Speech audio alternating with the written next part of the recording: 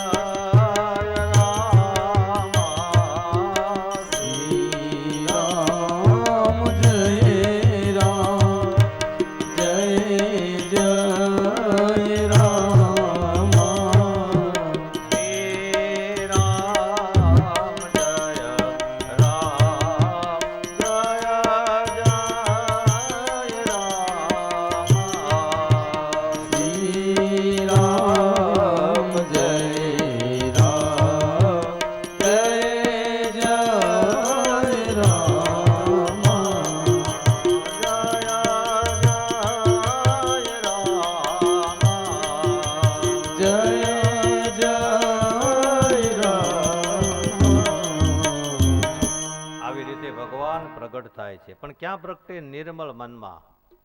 ભગવાનની કથા, સત્સંગ, સંતોનો સંગ આપણને શું કરાવે છે? નિર્મળ મન આપે છે, મનને અંતકરણને સાફ કરાવે છે. પછી ભગવાન પ્રગટે, જન્મે નહીં. જે માણસ જન્મે ને એને મૃત્યુ આવે, ભગવાન જન્મે નહીં, પ્રગટે. જ્યાં જન્મ થાય ત્યાં મૃત્યુ હોય, જ્યાં હર્ષ થાય ત્યાં શોક હોય, જ્યાં સુખ હોય ત્યાં દુઃખ હોય. ભગવાન આનંદ સ્વરૂપ છે, એટલે ત્યાં કોઈ સુખ નથી, દુઃખ નથી, હર્ષ નથી, શોક નથી. આવી રીતે ભગવાન પ્રગટે છે. અને એ ભગવાન ક્યાં પ્રગટ્યા હતા? જેલમાં. ભગવાન જેલમાં પ્રગટ્યા અને બધાને મુક્તિ આપી. આપણે મુક્તમાં પ્રગટ્યા. આપણે બધાના જન્મથી આમ મુક્ત છીએ, પણ છીએ બંધનમાં. ભગવાન જેલમાં પ્રગટ્યા અને બધાને મુક્તિ આપી. તો એનું કારણ શું? કે ભગવાન નીચ ઈચ્છાથી આવે છે, પોતાની ઈચ્છાથી આવે છે. આપણે બધાએ કર્મવંશ આવવું પડે. આપણે ખબર નહોતી કે આપણે ક્યાં જન્મ થશે, કઈ યોનિમાં, કઈ જાતિમાં, કઈ પ્રકારનો ધંધો કરશું, કાંઈ ખબર નહોતી. એ આપણી કર્મ અનુસાર આપણે આવ્યા, અને ભગવાન એની ઈચ્છા અનુસાર આવે એટલે એને બંધન ન લાગે. એક કથા એવી છે કે રાષ્ટ્રપતિ એકવાર જેલની મુલાકાતે આવ્યા. જેલની અંદર રાષ્ટ્રપતિ આવ્યા એટલે રાષ્ટ્રપતિને લઈને પછી એની સાથેના બધા માણસો એક એક કેદીને મળવા જાય છે. જે કેદીની જે બેરક કોટડી હતી, રૂમ હતો, એમાં એક એક કેદીને રાષ્ટ્રપતિ મળ્યા. જો રાષ્ટ્રપતિ જેલમાં ગયા ને તો એને બંધન નથી. કેદી જેલમાં છે અને બંધન છે. આપણે બધા અહીંયા છીએ ને એ નાના નાના કેદી જ છીએ. ઘરમાં, સમાજમાં, કુટુંબમાં બંધાયેલા છે. ભગવાન આવે એને કોઈ બંધન નહીં. એટલે રાષ્ટ્રપતિ આવી અને પેલા જે રૂમ હતી એમાં જે કેદી હતા એને પૂછ્યું, ભાઈ તમને કાંઈ તકલીફ? એ કે હા સાહેબ, અમારે અહીંયા છે ને બરોબર પેપર નથી આવતા, ટીવીના સમાચાર મળતા નથી.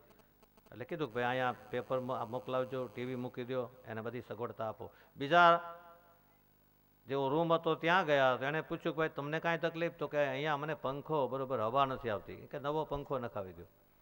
ત્રીજી જગ્યાએ ગયા તો કે મારે જમવાનું બરોબર નથી આવતું, તેને જમવાની વ્યવસ્થા કરી દીધી. કોઈએ કીધું કે મને બરોબર પાથરવાનું ગાદલું અને ગોદડાની બરોબર નથી, તો એને એ વ્યવસ્થા કરી દીધી.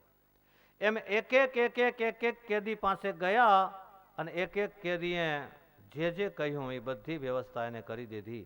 છેલ્લી બેરક ઉપર જ્યારે ગયા ત્યાં એક આજીવન કેદી હતો, જેને જીવન પર્યંત કેદ ભોગવવાની હતી. એને પૂછ્યું કે ભાઈ તમારી કાંઈ ઈચ્છા? ત્યારે એણે કીધું કે આપ તો રાષ્ટ્રપતિ છો અને મેં એકવાર ભૂલ કરી તો મારે આ સજા પડી. હવે મને જ્ઞાન થઈ ગયું, હું આવો ગુનો નહીં કરું. તમારી પાસે એ શક્તિ છે, એકવાર મને આમાંથી છોડી મૂકો, તમારી પાસે પાવર છે, તો હવે ફરીવાર કોઈ દિવસ આવી ભૂલ ન કરું. અને એને મુક્ત કર્યો. આ કથા આપણી છે. આપણે અહીંયા ભગવાન પાસે શું માગીએ છીએ? સુખ, સુવિધા, સમૃદ્ધિ. પણ ભગવાન પાસે મુક્ત થવાનું આપણે માગતા નથી. એક કેદી એવો નીકળ્યો કે જે મુક્ત થઈ ગયો. હું ઘણીવાર કહું છું, અમારી બહુ કથાઓ થાય છે અને ઘણી બધી કથાઓ ખાલી અમુક સંતોના આશ્રમની વાત કરતા ઘણી બધી કથાઓ છે ને એ બધી પિતૃ મોક્ષાર્થની હોય છે. પણ ક્યારેક આપણને નથી લાગતું કે આપણે મુક્ત થવું કે નહીં. આપણે પોતાને, એનું કારણ શું? આપણને બંધન ગમે છે.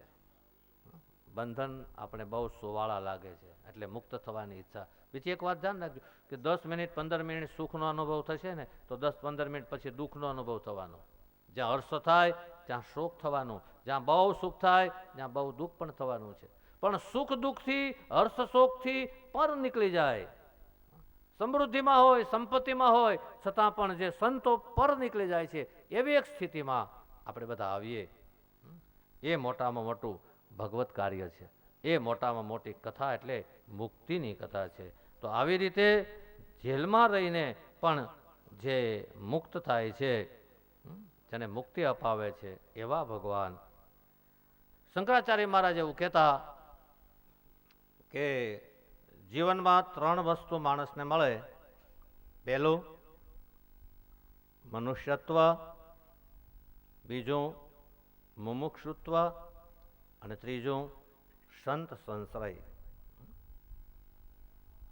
પહેલી વાત તો એ છે કે માણસને મનુષ્યનું શરીર મળે અને એમાં માણસ મનુષ્ય બને, એને મનુષ્યત્વ કહેવાય.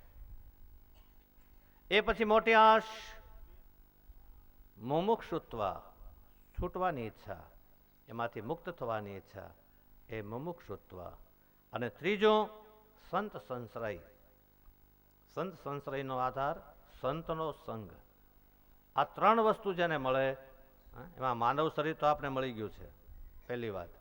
બીજું એમાં મુમુક્ષુત્વ મળે, છૂટવાની ઈચ્છા. અને ત્રીજું કોઈ મહાપુરુષનો સંગ મળે તો આને આ સમયની અંદર મહારાજ પરીક્ષિતને જેમ મુક્તિ પ્રાપ્ત થઈ એવી મુક્તિ બધાને પ્રાપ્ત થાય, કારણ કે પરમાत्मा सब घट में रहते हैं, सब घट में है, બધાની અંદર છે. તો બ્રહ્માનંદ સ્વામીએ બહુ સારી વાત લખી છે. રહેતા था पास में लेकिन छिपा हुआ,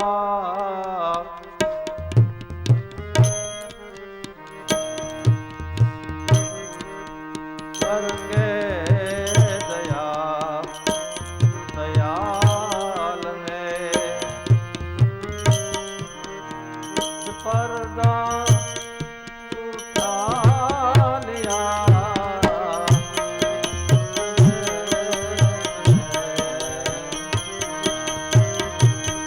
किस देवता ने आज मेरा दिल चुरा लिया, किस देवता ने रहता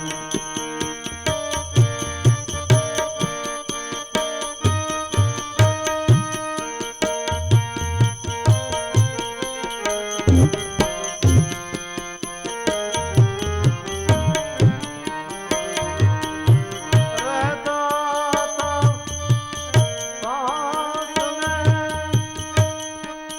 लेकिन छिपा हुआ, रहता था पास में लेकिन छिपा हुआ,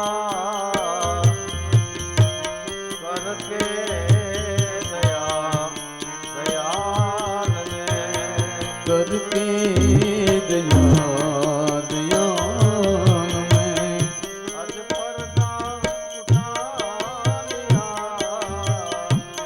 किस देवता ने आज मेरा आज मेरा दिल चुरा लिया, किस देवता ने आज मेरा दिल चुरा लिया,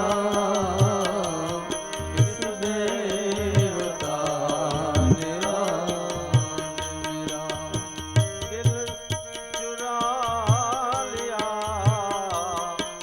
इस देवता ने, इस देवता ने श्री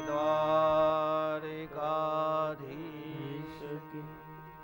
આવી રીતે ભગવાન કૃષ્ણનું જે પ્રાગટ્ય થયું જેલમાં, અને જેલમાં રહીને મુક્તિ આપે એ કથા આપણે જોઈ. 10:30નો ટાઈમ આપણે થવા જઈ રહ્યો છે. કથાની મંગલાચરણ કરીને પછી જ આપણે એક ધૂન સાથે આજના દિને જે દિવ્ય આત્મા જેનો સ્વર્ગવાસ થયો, પરમાત્માના ચરણમાં જવાનું થયું, શ્રી ખોડાભાઈ ઝવેરભાઈ માંગુકિયા. એક વાત તો મેં આપને કરી, પહેલા પણ કરી, કથાની શરૂઆત કરી, મંગલાચરણ કરી, 2 મિનિટની ધૂન કરી, પછી આપણે એ આત્માને એ ધૂનના જે શબ્દો હતા પરમાત્માના નામ સ્મરણના, એના દ્વારા એના આત્માને શાંતિ મળે એવી આપણે પ્રાર્થના કરી. છતાં 10:30ના ટાઈમે, એટલે હમણાં હું વિરામ આપું છું, એ ટાઈમે આપણે બધા સાથે મળી એમના આત્માને શાંતિ માટે જે પ્રાર્થના કરીએ અને 2 મિનિટનું આપણે મૌન પાળીએ, એ માટે બની શકે એટલી સંખ્યામાં આપણે જેવું હોય તે બધા બેસી જઈશું. અને 1 મિનિટ માટે હું અહીં નામ સ્મરણ કરાવી, અને પછી કોઈ ભાઈ ઊભા થઈને એણે માઇકમાં બોલીને શ્રદ્ધાંજલિ આપવી હોય તો પણ આપી શકશે. રામ રામ રામ સીતારામ રામ રામ, હરે રામ રામ રામ સીતારામ રામ રામ, હરે રામ રામ રામ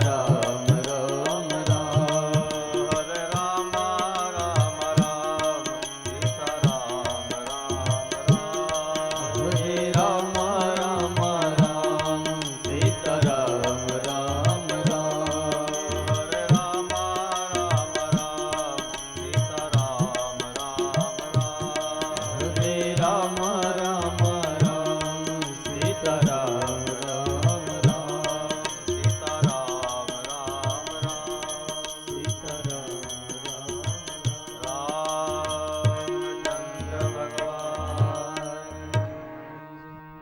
એક મિનિટ, આપ સૌને શોક તો હોય જ. કોઈ એક જીવાત્મા જગત છોડીને જાય ત્યારે બધાને શોક થાય. પણ બીજી વાત, જે ગામની અંદર ભગવાન શ્રીમદ ભાગવતની કથા ચાલતી હોય, પછી રામકથા હોય, શિવ કથા હોય, એ ગામની અંદર કોઈ પણ મૃત્યુ થાય તો એના આત્માને મુક્તિ મળે છે. એટલે તમને અફસોસ તો હશે જ, દુઃખ તો હશે જ. અમને પણ થયું છે તો તમને પણ થયું હોય, દુઃખ થાય. પણ જગતનો નિયમ એવો છે, જેનો જન્મ થાય એને જવું પડે. ક્યારે જવું પડે એની કોઈને ખબર નથી. માટે એ આત્માને સુખ આપે, શાંતિ આપે અને ભગવાનનું ધામ મળે એવા આપણે બધા સૌ પ્રાર્થના કરીશું. તમે બેસી જજો અને પછી 1 મિનિટ પૂરતી આંખ વીંચી અને બધા આપણે મૌનથી એમને શ્રદ્ધાંજલિ અર્પણ કરીશું. હા, ઊભા થઈ જાઓ તો વધારે સારું. બરાબર. અને 1 મિનિટ માટે બધા ઊભા થઈ અને આંખ વીંચી અને મૌનમાં તમને જે ઈષ્ટ મંત્ર ગમતો હોય, તમે જે ભગવાનને માનતા હોય, જે માતાજીને માનતા હોય, નિરાકારને, સાકારને, તમને ઠીક લાગે તે આંખ વીંચી. હું અહીંયા ઘડિયાળમાં જોતો રહીશ, બરોબર 2 મિનિટ થશે એટલે હું અહીંથી જયકાર બોલાવીશ અને પછી આપણે બધા આંખ ખોલશું. તો આવો મૌનમાં એ આત્માને આપણે શ્રદ્ધાંજલિ આપીએ અને અંદર ભાવ એવો કરવાનો, પ્રાર્થના એવી કરવાની કે આત્માને શાંતિ મળે. તો ભગવાનનો જય સાથે શરૂઆત કરવાની અને ભગવાનના જય સાથે એને પૂરું કરવાનું. શ્રી રામચંદ્ર ભગવાન કી.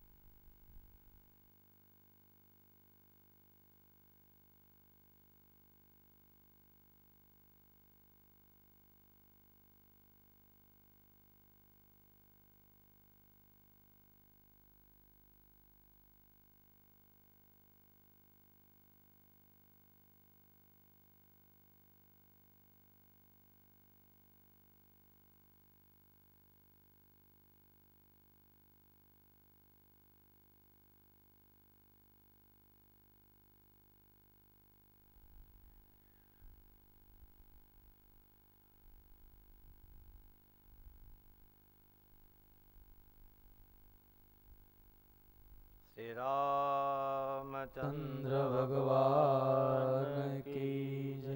શ્રી દ્વારિકાધીશ દ્વારિકાધીશ કી જય. શ્રીમદ ભાગવત ભગવાન ભગવાન કી જય. નમઃ પાર્વતી પતે હર હર મહાદેવ. પરમાત્મા ઓમ શાંતિ શાંતિ શાંતિ. પરમાત્મા એમના આત્માને શાંતિ આપે. આપ બધા બેસી જજો અને હવે 10 મિનિટ માટેનો આપણે અહીં વિરામ આપશું. હરે રામ હરે કૃષ્ણ હરે રામ હરે કૃષ્ણ હરે રામ હરે કૃષ્ણ હરે રામ હરે કૃષ્ણ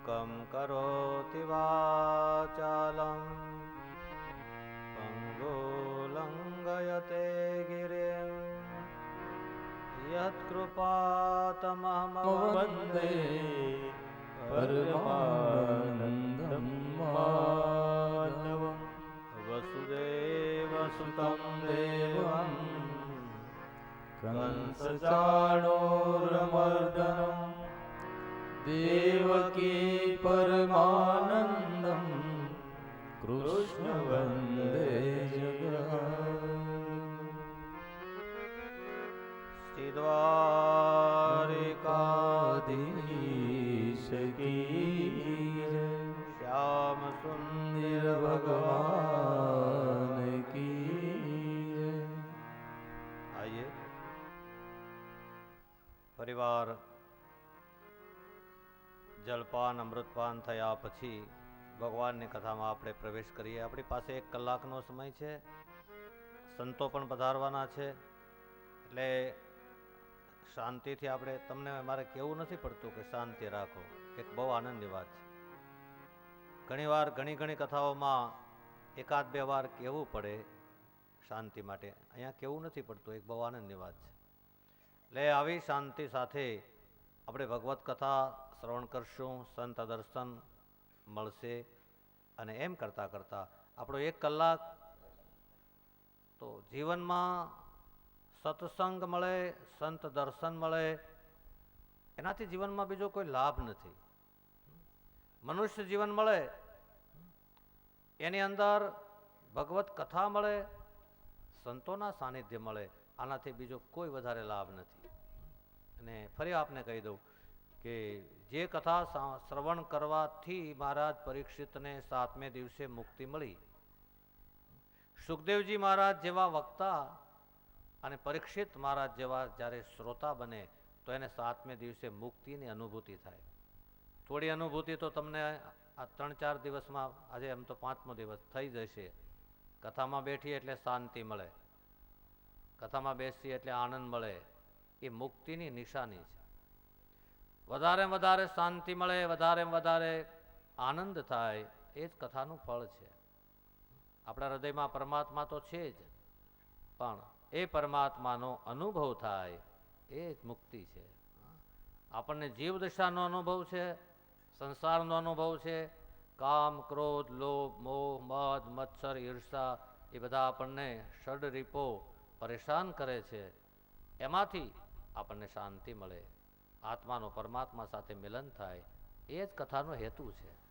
એટલા માટે અને ફરી આપને કહું છું કે આપના પિતૃદેવતાઓના આશીર્વાદ, સંતોની કૃપા અને ભગવાનના દયા દ્વારા આપણે આવા કાર્યો કરી શકતા હોઈએ છીએ. તો ભગવાનનું પ્રાગટ્ય ગોકુળમાં થયું. ગો વત્તા કુલ, જ્યાં ઇન્દ્રિયોનો સમૂહ ભેગો થાય છે, એવા હૃદય ગોકુળમાં ભગવાનનું પ્રાગટ્ય થયું. પણ ભગવાન પ્રગટ્યા મથુરામાં, જેલમાં પ્રગટ્યા, રહ્યા નહીં. થોડોક સમય રહીને સીધા એને વસુદેવજીને નંદ બાવાને ત્યાં મૂક્યા. શું કારણ? મથુરા મદ ઇતિ મથુરા, આ શરીર છે ને એમાં હદથી વધારે વિષયો વાલા લાગે તો એ શરીર મથુરા બની જાય. એમાં ભગવાન રહેતા નથી. ભગવાન જતા રહે. ક્યાં જતા રહે? ગોકુળમાં. ગો વત્તા કુલ એટલે જ્યાં ઇન્દ્રિયોનો સમૂહ ભેગો થાય છે. આપણે આંખથી જોઈએ છીએ, કાનથી સાંભળીએ છીએ, જીભથી કાંઈ રસ લઈએ છીએ. આ બધી ઇન્દ્રિયો જે છે જ્યાં એક જગ્યાએ ભેગી થાય છે, એને જે પ્રકાશ આપે છે, એવી પરમ જગ્યા જ્યાં પરમાત્માનું પ્રાગટ્ય થાય છે. ગોકુળમાં ભગવાન ગયા. તો જીવનમાં વિષ જેટલું બને એટલું ઇન્દ્રિયોનું સુખ જ્યારે આપણે ઓછું થાય અને જેમ જેમ ભગવાનમાં વધારે પ્રેમ જાગૃત થાય, તેમ પરમાત્મા આપણામાં પ્રગટ થાય છે. આમ તો જોયું ને આપણે, સબ ઘટ મોરે સાયા, બધા ઘટની અંદર ભગવાન છે. આપણી અંદર ભગવાન ન હોય તો આપણે જીવી શકીએ નહીં. આપણા શ્વાસને એ ચલાવે છે, શરીરની બધી ક્રિયાઓ એ જ કરે છે, એના પ્રકાશમાં જ થાય છે. પણ એ પ્રગટ ત્યારે થાય જ્યારે ગુરુ કૃપા મળે, સંત કૃપા મળે, ભગવાનની કથા દ્વારા જીવન દિવ્ય બને ત્યારે ભગવાન પ્રગટે છે. ભગવાન કોને ને આવ્યા? નંદ બાવાને ત્યાં. નંદ એટલે શું? બીજાને આનંદ આપે તે નંદ. દિવસમાં બની શકે તો એવો એક સંકલ્પ કરવાનો કે આપણે બીજાને આનંદ આપીએ. જેટલો સમય બની શકે ને એટલો સમય બીજાને આપણે હસાવીએ, આનંદમાં રહીએ, મોજમાં રહીએ. વધારે કાંઈ ભગવાનની સત્સંગ કે કથા ન આવડતી હોય તો આપણે એવું જીવીએ, આપણું મુખ સદા હસતું રહે, સદા આનંદમાં રહીએ. તો એને લઈને આપણા જીવનમાં આનંદ થશે, આપણા ઘરમાં આનંદ થશે, આપણા સમાજમાં આનંદ થશે. સુખ દુઃખ તો આવવાના અને જવાના, કારણ કે એ તો માણસ જ્યાં સુધી જીવે ત્યાં સુધી સુખ અને દુઃખ એ આવ્યા કરે. આપણે ટ્રેનમાં બેઠા હોય અને ગંગાજી જતા હોઈએ તો રસ્તામાં ગામડા આવે, જંગલ આવે, પહાડ આવે, શેર આવે, આ બધું આવે ને જતું રહે, આવે ને જતું રહે. યાત્રા મૃત્યુ સુધી અમને એમ ચાલુ જ રહે.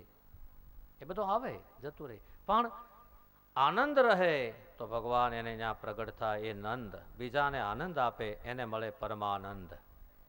બની શકે એટલો બીજાને આનંદ આપવો. આનંદ ન પાય તો વાંધો નહીં, બીજાને બહુ દુઃખ ના આપવું, તો ભગવાનને આપણે ગમશું. ત્રીજી વાત, યશોદાજીને ત્યાં ભગવાન પધારા, બીજાને યશ આપે એનું નામ યશોદા. કાંઈ પણ નાનું મોટું કાર્ય કર્યું હોય તો બીજાને કહે તમારે દ્વારા આ થયું, તમારી કૃપાથી થયું, બીજાને જ યશ આપે, યશોદા. અને આમ તમે વિચાર કરો તો આ બધું ચલાવે છે પરમાત્મા. આપણને એમ લાગે છે કે હું ચલાવું છું, એવું નથી, પરમાત્મા ચલાવે છે. માટે બીજાને યશ આપે એમાં યશોદા. એને ઘરે ભગવાન કૃષ્ણ પધારે. અને બહુ સારી વાત તો એ છે, ભગત બાપુ એમ લખે છે કે એવા બધા તમે પુણ્ય શું કર્યા છે કે તમારે અહીંયા ભગવાનને આવવું પડ્યું. આપણે ઘરે કોઈ મહાપુરુષ સંત અવતાર લઈને આવે, આપણે ઘરે ભગવાન અવતાર લઈને આવે તો એની કંઈક કમાણી હોય. ભગત બાપુએ બહુ સારી વાત લખી છે કે એમાં યશોદા મારી તારા કેટલા રે એ જન્મની આ કમાણી રે, નંદરાણી તારા આંગણા રે. મારી તાર કેટલા એ જન્મની રે કમાણી રે, નંદરાણી તારા આંગણા રે.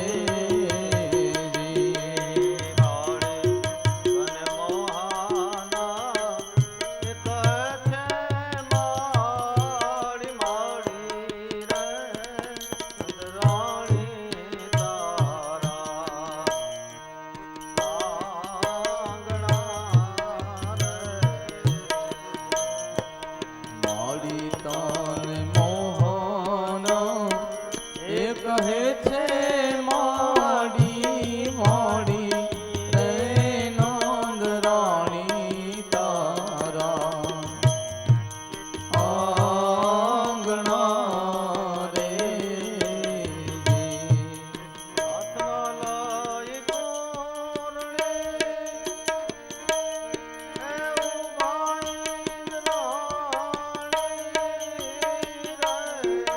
હાથમાં લઈ કુરડી ઉભા ઇન્દ્રાણી રે,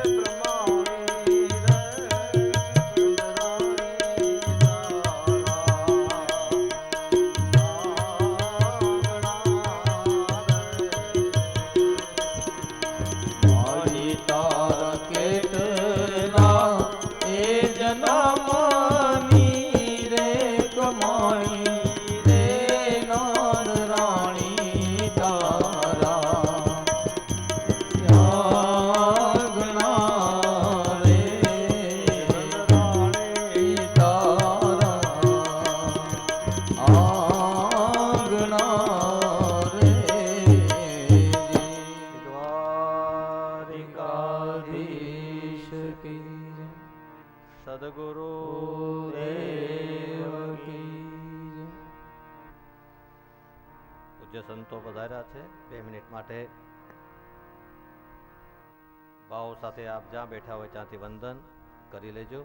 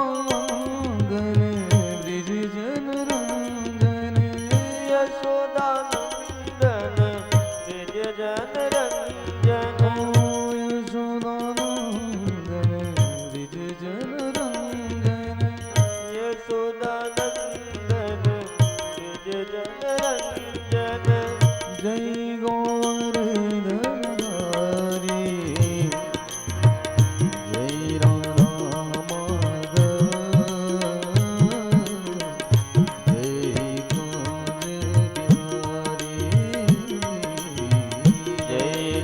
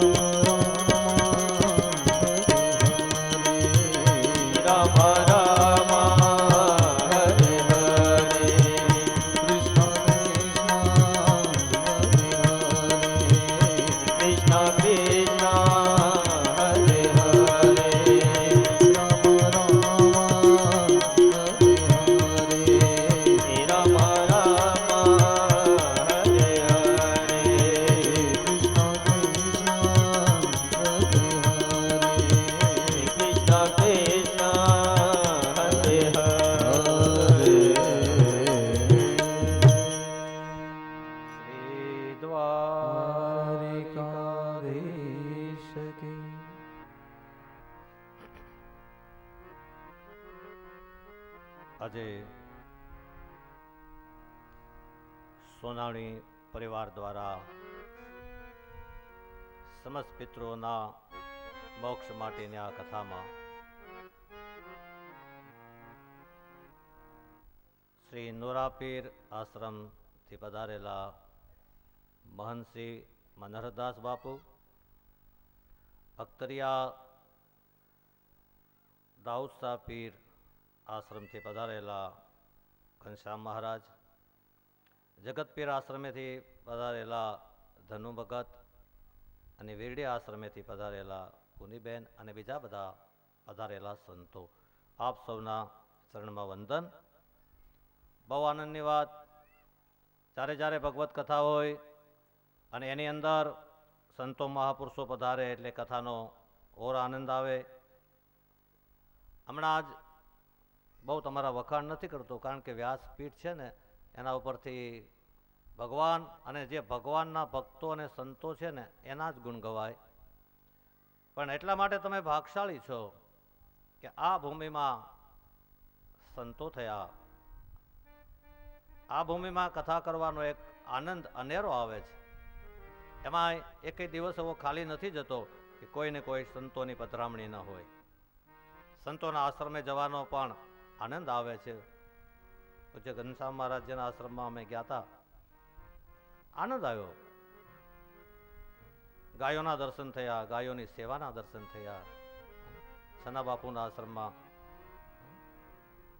જ્યાં પહોંચાણું ત્યાં સુધી પહોંચીને આશ્રમોમાં સંતો મહાપુરુષોના દર્શનનો એક અનેરો લાભ મળે છે. બડે ભાગ માનુષ તન પાવા, સુર દુર્લભ સર્વગ્રંથ હિ ગાવા. એક તો બડે ભાગ્યથી મનુષ્યનો શરીર મળે અને એમાં મનુષ્યત્વ મળ્યા પછી મુમુક્ષુત્વ જાગે અને એમાં કોઈ સંત મહાપુરુષનો જ્યારે સંગ મળે ત્યારે જીવન દિવ્ય બની જતું હોય છે અને દિવ્ય ચેતના સાથે એનું મિલન થતું હોય છે. એવો અનેરો આનંદ. એટલે મેં તમને પહેલા દિવસે કહ્યું હતું કે આપણે બધા ભાગ્યશાળી છીએ. બીજો, આપણી કથા ભાગવતજીની જે ચાલી રહી છે, ગંગા કિનારા ઉપર મહારાજ પરીક્ષિત પદ્માસન વાળીને બેઠા છે. સુખદેવજી મહારાજ બધા જ મહાપુરુષો ઋષિમુનિઓની સાથે બેસી અને ભાગવતજીની કથાનું શ્રવણ કરાવી રહ્યા છે. નૈમિષારણમાં 88,000 ઋષિઓની સામે સૂતજી શ્રવણ કરાવી રહ્યા છે. એ જ કથા આપણી મતિ અનુસાર ઉપરથી જે ઉતરાણ થાય, પરમાત્મા જે વક્તા નિમિત્ત હોય છે, કોઈક બોલતું હોય બીજું, મોકલતું કોઈ બીજું હોય છે. એ જ્યારે જ્યારે જે મોકલે, જે બોલાવે, બોલે બોલાવે સબગટ બોલે, સબગટ રહ્યો સમાય, એ બોલાવે એમ અહીંથી બોલાતું હોય છે. તો 10મા સ્કંદની કથા, એમાં ભગવાનનું કાલે પ્રાગટ્ય થયું, એ પ્રાગટ્યની કથા અને એમાં ભગવાનના પ્રાગટ્ય પછી જે સંતો મહાપુરુષો, ભગવાન શિવ પણ આવેલા, એ બધા આવ્યા, એમની કથાઓ આપણે જોઈ રહ્યા છીએ. આપણી કથામાં પણ બધા સંતો પધાર્યા. હું આપને એક વાત કહેવા એ જઈ રહ્યો છું કે ભગવાન જ્યારે સ્વધામ ગયા ત્યારે ઉદ્ધવે એમ કહેલું કે પ્રભુ હવે ધર્મ કોને શરણે રહેશે? ભગવાને કહેલું કે હું મારું દિવ્ય તેજ ભાગવતમાં પધરાવું છું, તમે ભાગવતને આશ્રય રહેજો, કોઈ સંતને આશ્રય રહેજો, કે જ્યાં ધર્મ હશે તો હું ત્યાં હઈશ, હું ત્યાં હઈશ. નારદજી એકવાર પૂછેલું કે ભગવાન ઓચિંતાનું તમારું કામ પડી જાય, ક્યારેક જરૂર પડે તો અમે તમને ક્યાંક શોધીએ? આમ તો ભગવાન ક્યાં નથી, પણ આપણે આંખથી તો ન દેખાય, આંખે ન કરે દીદાર તો ઉસમે ભગવાન ક્યાં કરે. આપણે આંખથી એને ન જોઈ શકીએ. કોઈ મહાપુરુષોની દિવ્ય દ્રષ્ટિ જ્યારે પ્રાપ્ત થાય ત્યારે પરમ તત્વની એને અનુભૂતિ થાય. બાકી ભગવાને એમ કહ્યું હતું કે નારદજી, નાહમ વસામી વૈકુંઠે ન યોગીના હૃદયે ચ મદ ભક્તા યત્ર ગાયંતી તત્ર તિષ્ઠામિ નારદ. હું આમ તો ક્યાં નથી, બધી જગ્યાએ છું, પણ જ્યારે જ્યારે મારા ભક્તો, મારા સંતો મને ગાતા હોય છે, મને યાદ કરતા હોય છે, મારી સાથે એનો પ્રેમ હોય, મારી સાથે એની સુરતાનું અનુસંધાન હોય, ત્યારે ત્યારે હું ત્યાં જ હોઉં છું. જ્યારે મારા ભક્તો ગાતા હોય ત્યાં હોઉં છું. એટલે જ્યારે જ્યારે આપણે અહીં ગાઈએ છીએ ને ત્યારે ભગવાન તો આમ બધે છે, પણ અહીંયા ભગવાન છે એવો આપણને થોડો અનુભવ થાય. તો આપણી કથા એ ચાલતી હતી કે નંદ બાવાના આંગણામાં બધા આવ્યા અને એમાં લક્ષ્મીજી આવ્યા, બ્રહ્માણી આવ્યા, ઇન્દ્રાણી આવ્યા. આ ભજનની શક્તિની તાકાત છે. એટલે ભગત બાપુનું આપણે પદ એક લીટીમાં પાછું આપણે જોઈ લઈશું. અને ભગત બાપુ અહીંયા લખ્યું હતું કે એક વાત બહુ નક્કી છે, કમાણી વગર, ગીતાનું સૂત્ર છે, કર્યા વગર કવિને કશું મળતું નથી. કોઈ ગુરુ કૃપા દ્વારા જ્યારે કમાણી જીવની થાય ત્યારે એને પરમ તત્વ પરમાત્મા તો છે જ, એની અનુભૂતિ થાય. એટલા માટે ભગત બાપુએ લખ્યું છે કે હે માં યશોદા, તારી કમાણી કેટલી, એક જ લીટીમાં આપણે જોઈ લઈશું. તારા કેટલા રે એ જન્મની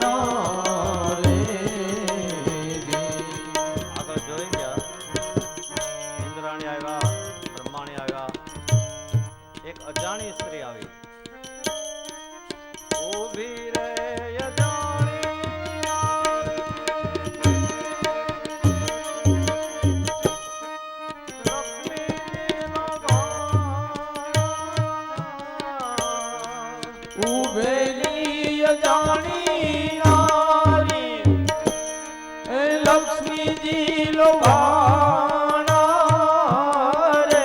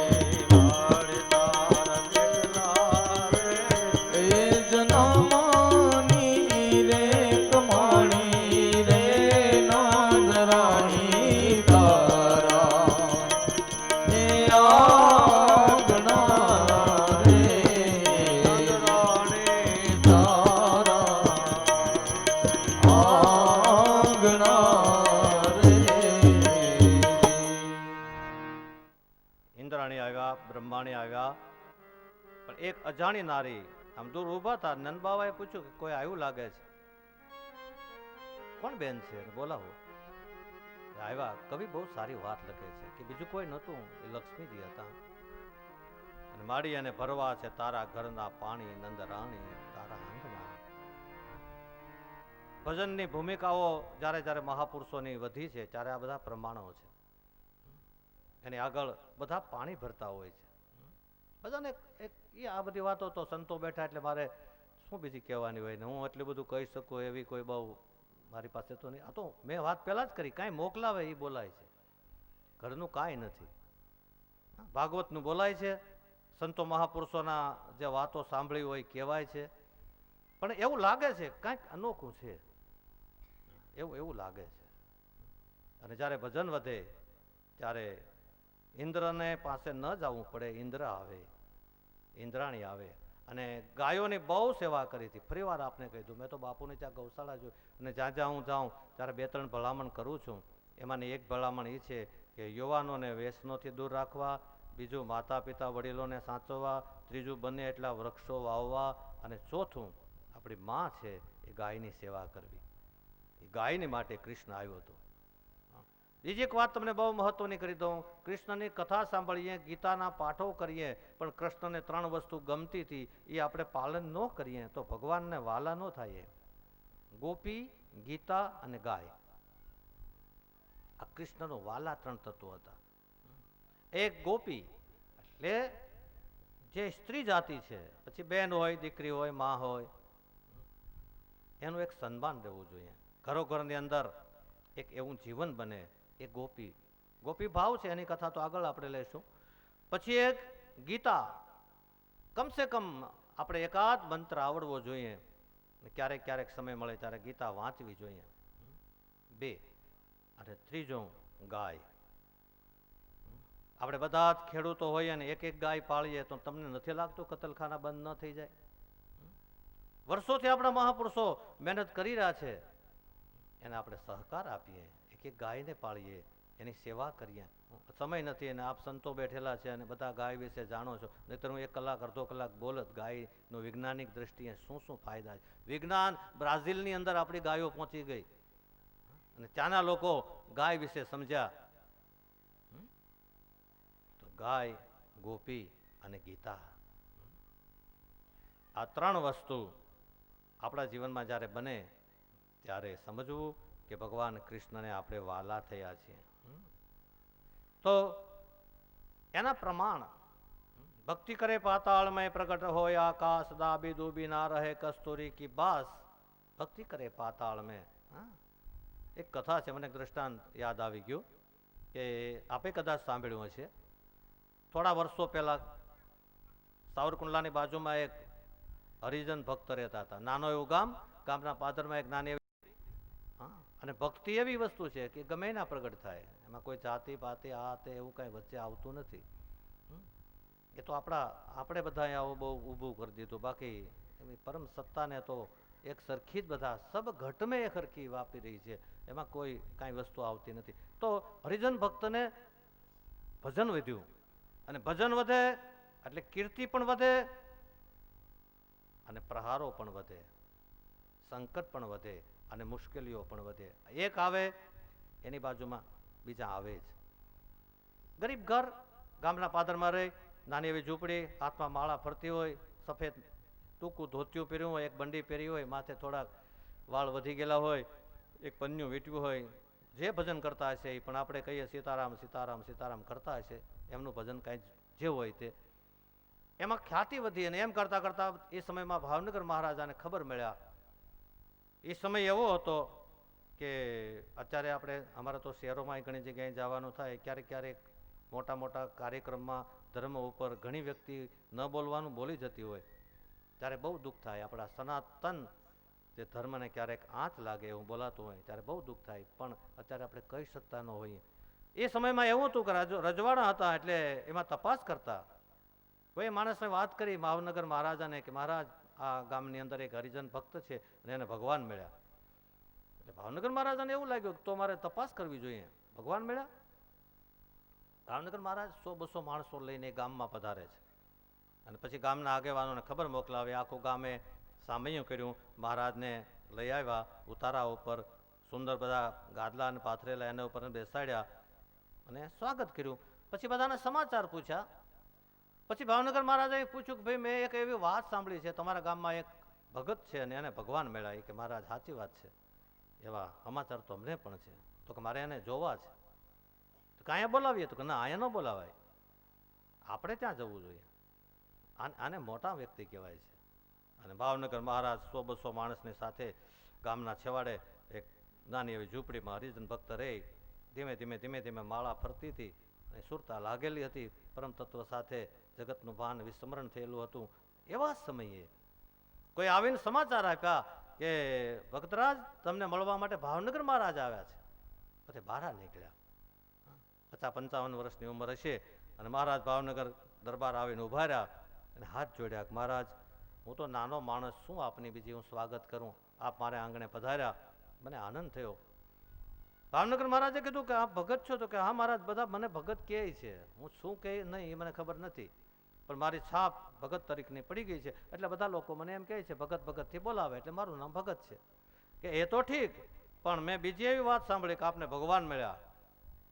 કે હા એ વાત સાચી, મને ભગવાન મળ્યા. હા કેવું કાંઈ બહુ સહેલી વાત તો નહોતી. નહીં, ભાવનગર મહારાજે કીધું તમને ખબર છે તમે કોની સામે વાત કરો છો? હું ભાવનગર મહારાજ, ને કદાચ તમે ખોટા નીકળશો ને તો તકલીફ થશે. એને કીધું મહારાજ ભગવાન મને મળ્યા? તો પ્રમાણ આપવું પડશે. પ્રમાણ શું? એ કે મહારાજ પ્રમાણ એ કે તમને મળવા આવ્યો તો ભાવનગર મળીએ કે નહીં, આજ ભાવનગરનો મહારાજ મારા આંગણામાં આવીને ઊભો રહ્યો હોય એ જ પ્રમાણ છે કે મને ભગવાન મળ્યા. આ પ્રમાણ હોય છે, બાકી હા બીજા ક્યાં પ્રમાણો? ભગવાન મળ્યા એના પ્રમાણો લોકો લઈ શું એ કે સંતો મહાપુરુષો પાસેથી પરીક્ષા શું કરી શકે, કોની તાકાત છે? પણ કથા આપણી એ ચાલતી હતી કે ભગવાન કૃષ્ણ પધાર્યા એટલે બ્રહ્માણી આવ્યા, ઇન્દ્રાણી આવ્યા, હા, અને વિશુદ્ધ સત્વ તે વસુદેવ, આપણું અંતઃકરણ વિશુદ્ધ બને, વિશુદ્ધ સત્વ તે વસુદેવ, અને દેવમય બુદ્ધિ તે દેવકી, જ્યાં ભગવાનને કૃષ્ણને આવવાનું મન થાય. એટલા માટે ભગવાન ત્યાં પધાર્યા.